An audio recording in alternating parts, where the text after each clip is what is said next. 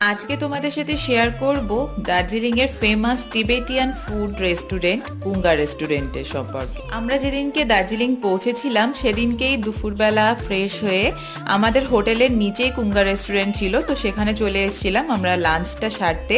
আর পৌঁছে গিয়েই দেখলাম ভীষণ ভিড়, তো বাইরে প্রায় 1 ঘন্টা ওয়েট করার পর তারপর আমরা চলে আসলাম ভিতরে। ভিতরের অ্যাম্বিয়েন্সটা আমার মোটামুটি ঠিকঠাক অ্যাভারেজ লেগেছে।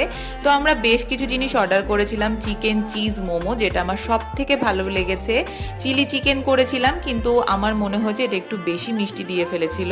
আর মিক্সড ফ্রাইড রাইস, আর টিবেটিয়ান ফুডের মধ্যে ছিল গ্লাস পর্ক নুডলস, যেটা আমি খাইনি, দাদা খেয়েছে। আমি আর বৌমনি বেসিক্যালি চিকেনটাই খেয়েছিলাম, তার কারণ আমি পর্ক খাই না।